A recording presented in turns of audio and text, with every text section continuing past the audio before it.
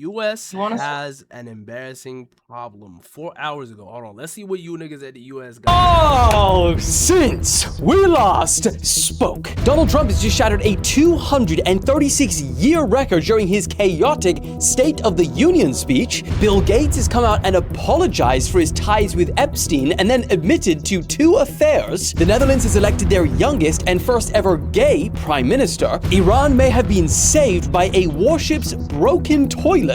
Trump is now setting his eyes on Australia, and Mexico is considering suing Elon Musk. All of that and so much more. Tuesday, Thursday, Saturday is the new upload schedule. For those of you that are confused, get with the program. And let's stop the yapping and let's go!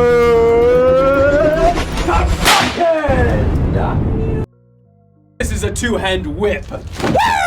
Okay, how do we not kick today off with the big one? You see, every year for the last 236 years, the US president delivers a message to the country's top officials. We're talking top lawmakers, Supreme Court justices, military officials, and they're all there to hear the commander-in-chief lay out what went well over the past year and what his vision for the future looks like. And just like you would expect, this year made history, because that's what we do in the big 25, 26, and onwards. We just make history nowadays. So let's run through the 3 main key takeaways, because boy, I know for a fact you guys didn't watch the whole thing. First key takeaway is the record-shattering length. You see, here we have the YAP leaderboard, as it is officially known at the News Daddy Empire, not officially.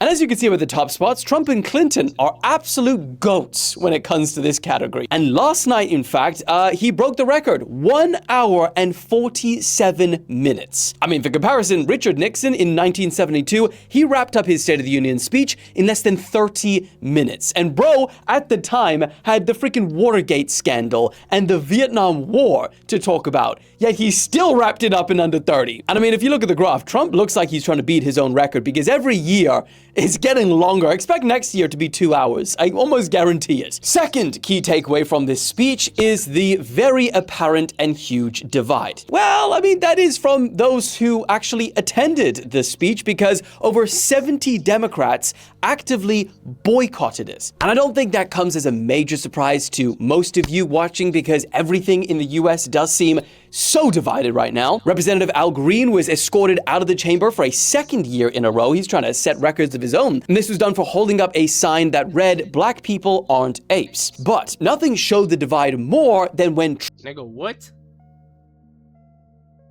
Nigga, duh, nigga, what? Who said it was, bro? Whoever said that? That read, "Black people aren't apes." But nothing showed the divide more than when Trump said this. One of the great things about the State of the Union is how it gives Americans the chance to see clearly what their representatives really believe. So tonight, I'm inviting every legislator to join with my administration in reaffirming a fundamental principle. If you agree with this statement, then stand up and show your support. The first duty of the American government is to protect American citizens, not illegal aliens. Illegal who? American citizens, not illegal aliens.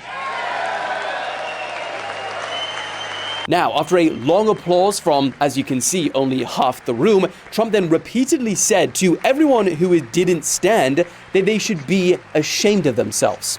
Isn't that a shame? You should be ashamed of yourself not standing up. This then triggered the representative from Minnesota, Omar, to shout back, "You're a liar and you have killed Americans." Who blocked the removal of criminal aliens?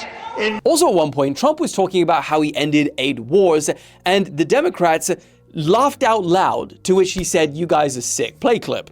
Our country has never been stronger. In my first 10 months, I ended 8 wars, including Cambodia.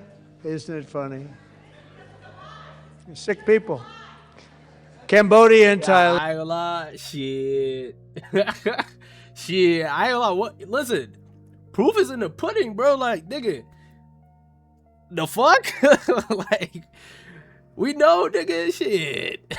So yeah, big divide in the Congress that evening, but let's move on to the third key takeaway. And that is that there was a huge dose of USA. There was a lot of patriotism throughout the entire speech. Trump described the current period as the golden age of America. He said in terms of the economy, he had overseen a turnaround for the ages. He casted the country's 250th birthday, which is only in a matter of months, as one of the most important moments in US history. Erica Kirk was given a standing ovation for her husband, who Trump described as an American hero and his close friend. And he even brought in the US men's hockey team after their historic gold medal win. Yes, I said historic. It's true. Against Canada, of all countries, known to Trump as 51st state, known to Alex as home, known to me as wasteland, cold hell. Which was received by the whole Congress, or at least, I don't know how many people chanted, but USA! Trump then spent about 6-7 minutes celebrating their achievement, which...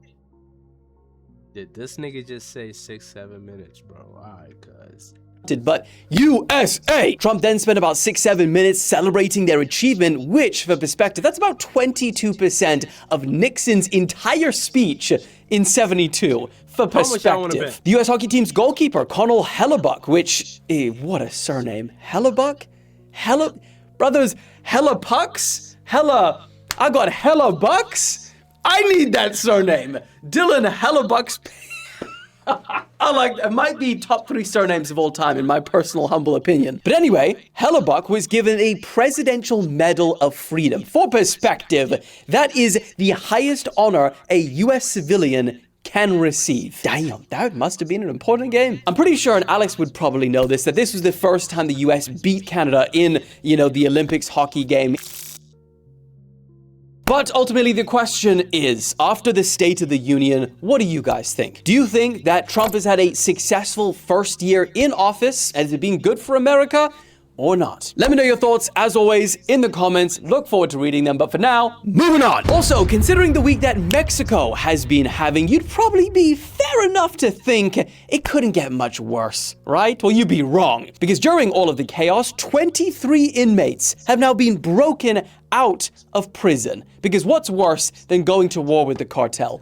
Going to war with the cartel that have formerly been in prison. Now, this was in the tourist town of Puerto Vallarta, which was actually one of the worst affected places during, the country's clashes with the cartels. And according to an official at the scene, how they did this was some of the cartel members rammed the prison gate, which allowed some of this, the group of convicts to escape. Now, authorities have launched a manhunt to try and recapture these guys, but, think they've got their hands pretty full at the minute. And it's not just that, because now Mexico is also having to think about their perception on the global stage. Because the Mexican government are now even considering legal action against Elon Musk. What has bro done this time, huh? Apparently he was, on one of his Twitter rants, and he said on X, sorry, that's blasphemy to call it Twitter, isn't it? He said on X that Mexico's president, Claudia Sheinbaum, was just, quote, just saying what her cartel bosses tell her to say. Now, obviously, many people point to the systemic cartel corruption in the country. And also many say that they influence local elections and even politicians. Hell, many say that it goes all the way up to the president, but for the most part, those are just people on Twitter, right? They don't really pay attention. They don't care what they say. But when the world's richest and one of the most influential men in the world start making these claims,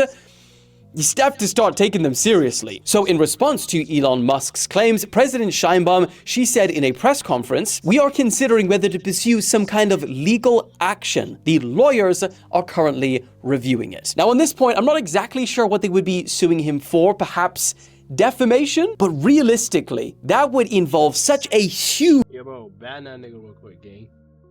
Legal process across countries, and also you're suing Elon Musk, who has deep pockets to fight this, for an off-the-cuff comment on social media.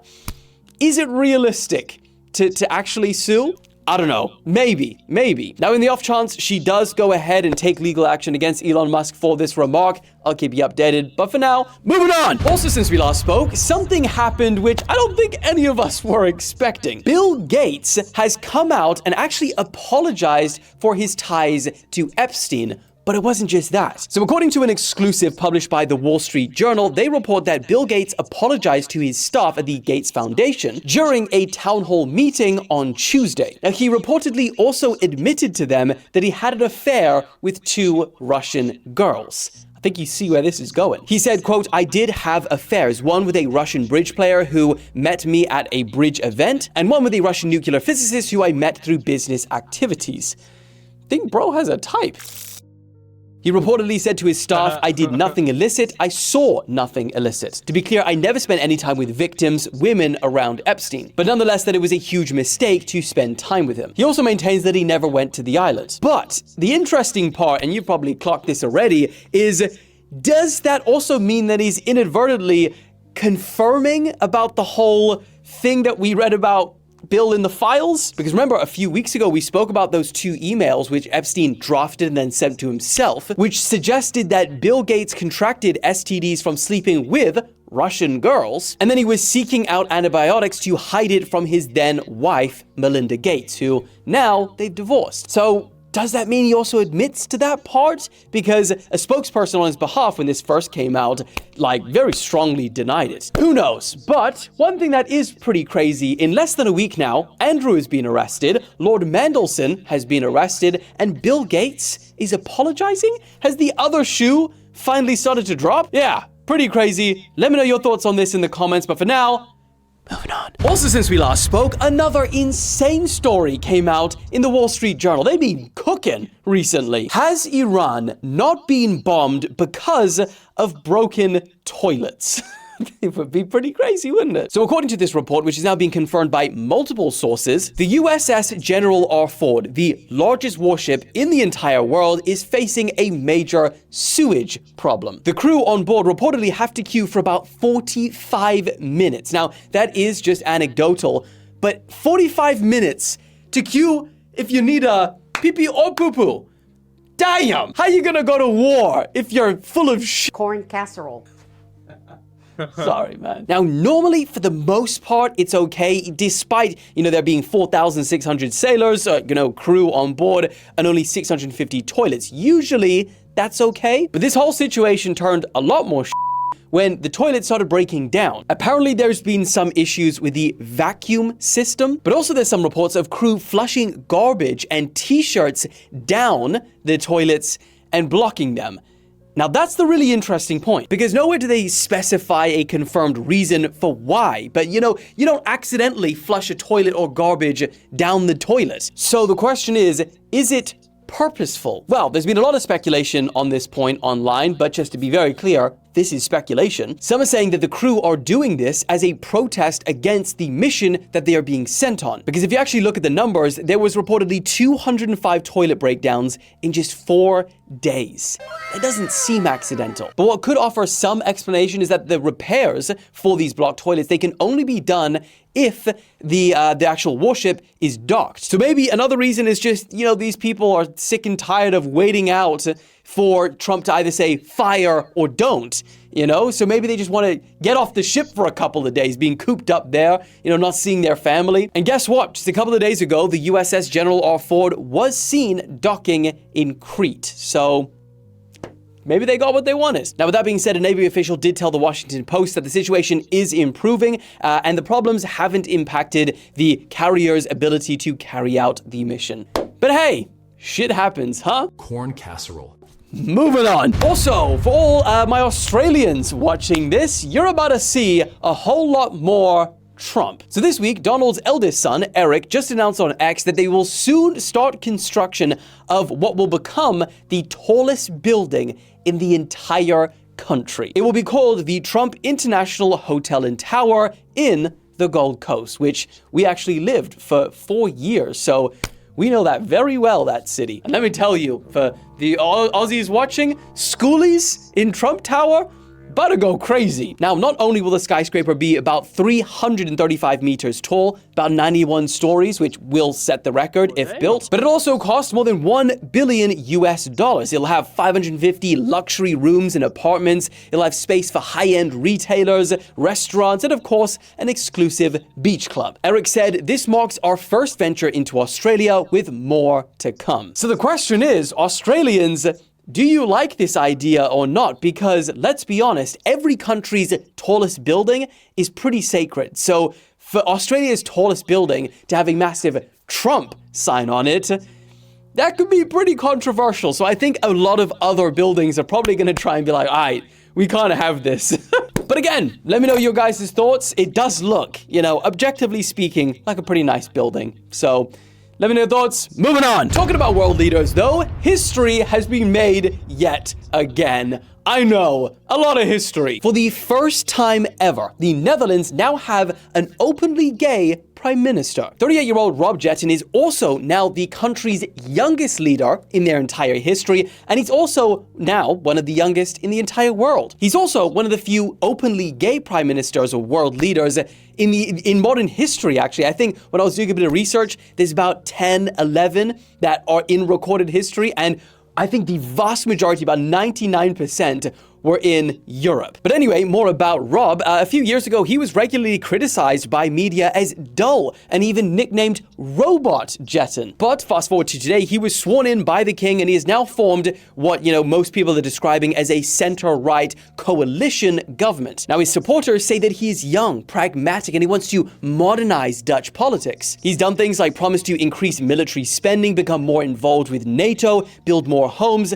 as well as crack down on illegal immigration. Now, his critics, on the other hand, they don't like that he's planning a new income tax to fund higher defense spending. He also apparently is carrying out reductions in welfare and increasing healthcare contributions. But the main thing that a lot of people are saying in criticism of Rob is that he only holds a minority government. That basically means in order for him to pass any of this legislation that he is promising, he essentially has to rely on Hopefully, Rob Jetten can prevent in the Netherlands what's happening in the UK right now, because it is truly insane. Few times I've been gobsmacked. I know it doesn't seem like a lot to most of you, but chocolate bars are now the latest items to be sealed in security boxes in some shops because, quote, it's being sold on by criminals and is now being targeted more frequently by prolific offenders.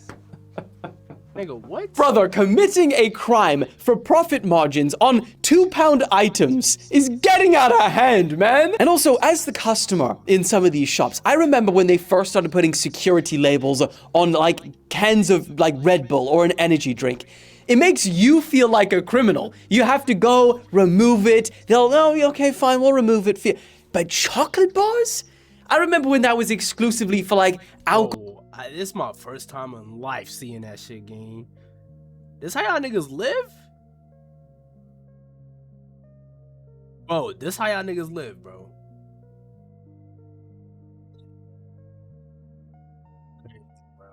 Cans of Red Bull or and that was exclusively for alcohol. And when they started putting on meat, I thought that was too far. But now chocolate is crazy. But here's the thing, this is not the shop's fault. It's completely fair enough on their side. Multiple retailers, including Tesco's, Co-op, and yeah, I'm not gonna lie. It just gets more proven. The fact that the West is falling, it just gets more proven by the day. Keep it a bean. This is the first time in my life I've seen this shit, bro. I've never seen shit like this ever in my life. Niggas got a whole fucking ankle monitor on the Red Bull, gang. Nigga, that's the same that's the same shit that nigga YB had on his ankles, gang. On a Red Bull? Are we dead ass? That's how niggas live, bro. GG's, bro. Cans of Red Bull, high-value items that are often targeted by thieves because shoplifting in the UK in the recent years after the pandemic has hit all-time highs. I mean, just Co-op alone, they've lost £250,000 just on chocolate theft in 1 year. And that is despite them spending £3 million to prevent it on security measures and stuff like that. So it's a pretty messed up situation. Now this, I couldn't stop laughing. This is one of the lines in the report. The owner of Malcolm's convenience store in Coventry said, chocolate is the new buzzword for organized crime. Hey, yo. Imagine chocolate being a buzzword for organized crime. I'm sorry. Crazy, man. Unbelievable.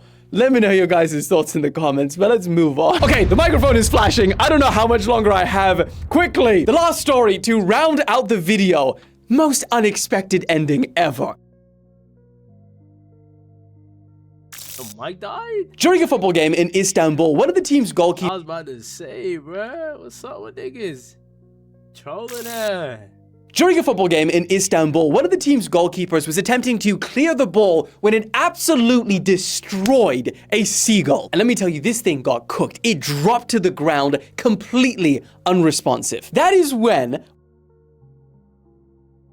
Alright, bro. one of the team's captains, he runs over and he starts performing CPR on a freaking bird. Why? How did you think of doing this? And after, performing these chest compressions for about 2 minutes, just when you thought, bro, what are you doing? Like, what are you doing? He's dead, okay? Did you not see him get destroyed? Well, guess what? He did not stop believing because this seagull, it started to move. He then carried the bird over to the sideline where he handed it to some medical staff, and guess what? The bird survived. I told you we're ending every video with good news. Damn, Promises made, promises kept. Craziest part though, these niggas must have been looking crazy. Like, they looked at him crazy. Like, what the fuck, dog, doing?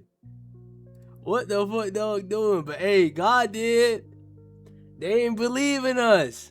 God did. Medical stuff, and guess what? The bird survived.